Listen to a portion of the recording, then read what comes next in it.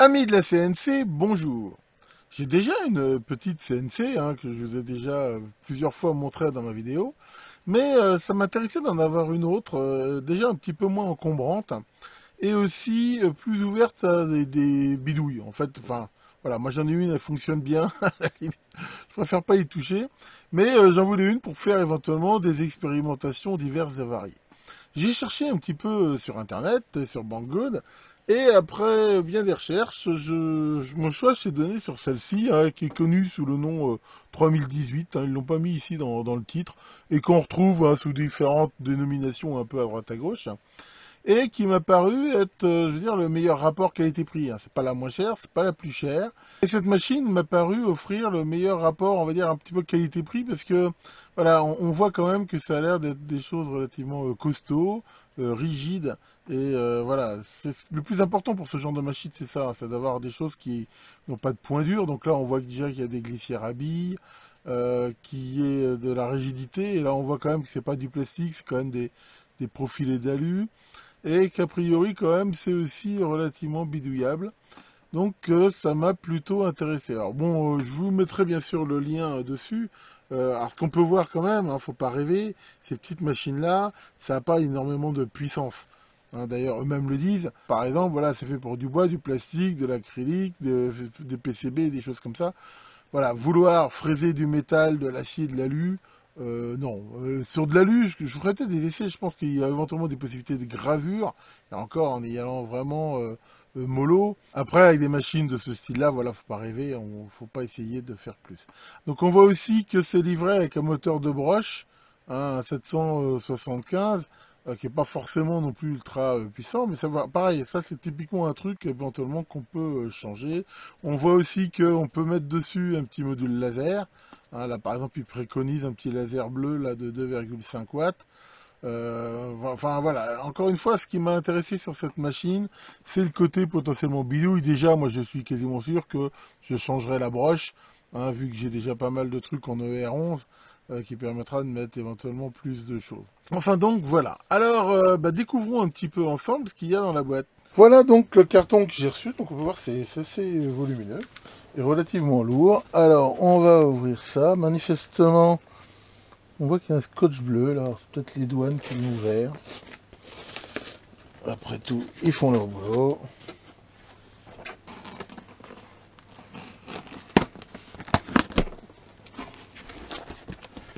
Alors à l'intérieur nous avons une magnifique mousse blanche, donc ça c'est plutôt bien, ça protège.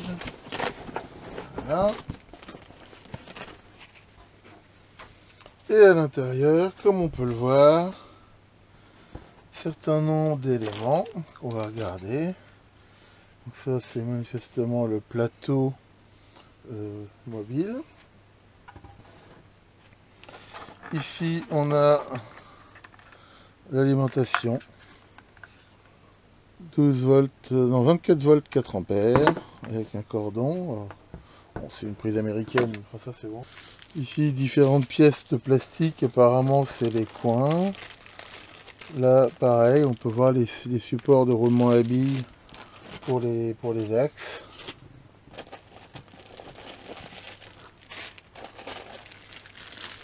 Ici tous les renforts, les équerres métalliques, les supports pour les différentes tringles.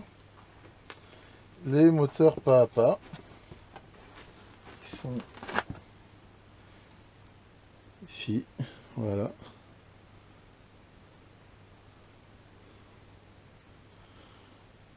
Des moteurs a priori tout à fait normaux. Là toute la visserie. Alors, par contre a priori c'est pas de la visserie CHC. Enfin non, c'est de la visserie on va dire standard. Donc ça c'est sans doute un truc que je vais sans doute changer aussi. Je pense que je mettrai plutôt de la vis BTR déjà pour avoir quelque chose de mieux.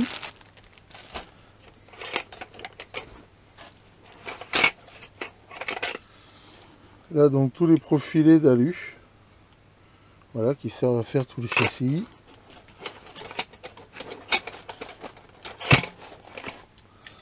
Ici on retrouve les différents axes sur lequel viennent coulisser après donc les éléments mobiles et les vis filetées.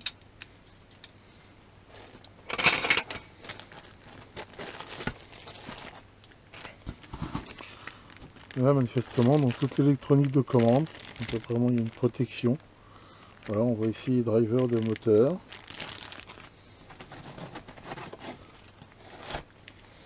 Là, des différents câbles de liaison. Bon, bah ça a l'air plutôt bon tout ça. Apparemment tout est en bon état. Ça c'est le moteur de la broche. Et là donc il est déjà un peu préassemblé. On voit le chariot avec le moteur qui permet donc l'élévation, enfin l'axe Y, et qui permet de fixer le moteur de broche. Alors on peut télécharger avec, hein, d'ailleurs vous pouvez le faire je pense à partir de la page hein, de l'objet, pas mal de docs, hein, de software, donc là il y a tout le manuel d'assemblage, comme on peut voir, qui est relativement bien détaillé et qui explique les différentes étapes, voilà, pour monter ici, comme on peut le voir, le châssis, le portique, enfin voilà, le montage de toute la tringlerie. Voilà. Des moteurs pas à pas. Et ainsi de suite. Hein. Ici, donc on voit voilà, le ressort, tout le système anti-jeu de la vis mère.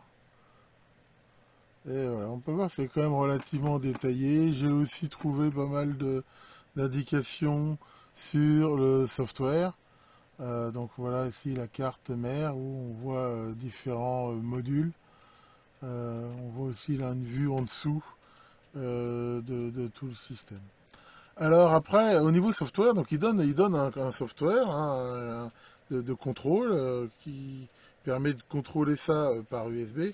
Maintenant, a priori, c'est quand même pas mal open source et rien n'interdit non plus, pourquoi pas, d'utiliser Mac 3 ou... Là, apparemment, ils utilisent un Arduino où on doit facilement retrouver le brochage et rien n'empêche d'utiliser d'autres soft.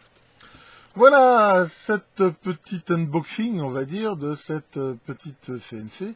Alors, bah, bien sûr, maintenant, il va falloir que je la monte. Me connaissant, au fur et à mesure du montage, je vais commencer déjà à bidouiller des tas de trucs. Bon, enfin, c'était un petit peu le but de ce truc aussi, hein, comme je l'ai dit. C'est éventuellement de l'améliorer, de faire des expérimentations. Je manquerai pas de filmer tout ça. Alors, je ne sais pas quand est-ce que je vais commencer le montage. Est-ce que je le ferai pendant mes vacances ou avant? Mais voilà, vous pouvez être sûr que je ferai des vidéos dessus. En même temps, il faut que je fasse un petit peu de place. Encore une fois, une des clés de la réussite de ce genre de montage, c'est vraiment d'apporter un soin extrême au montage, de façon à ce que ce soit bien plat, voilà, qu'il n'y ait pas de jeu, et ainsi de suite. Donc j'ai la chance d'avoir un marbre que je vais évidemment utiliser pour le monter, ce qui garantira déjà que ça ne sera pas trop de travail. Enfin voilà, bon bah ainsi s'achèvent mes jours de congé ici, qui se sont vraiment pas du tout passés comme je voulais. Vraiment, là je dois dire que c'est pas gagné. Entre une panne internet, des travaux agricoles non prévus et beaucoup de choses, enfin bref. Mais d'un autre côté, rien de grave, à la limite, prendre un peu de retard sur des projets, on n'en meurt absolument pas. D'ailleurs, si on en mourait, je serais mort depuis belle lurette. Tiens, Maurice, je te sens un petit peu énervé encore. Qu'est-ce qui t'arrive? Tu t'es encore fâché avec Pincette. Mais vous arrêtez pas, qu'est-ce qui s'est passé encore? Elle s'est plainte que tu lui avais jamais acheté de fleurs. Eh oui, alors qu'est-ce que t'as dit? Que tu savais pas qu'elle en vendait. Toi, tu vas avoir droit au cul tourné pour un petit moment. Allez, là-dessus, j'ai encore plein de trucs à faire. Je vous souhaite à tous une excellente soirée et vous dis à très bientôt pour de nouvelles vidéos.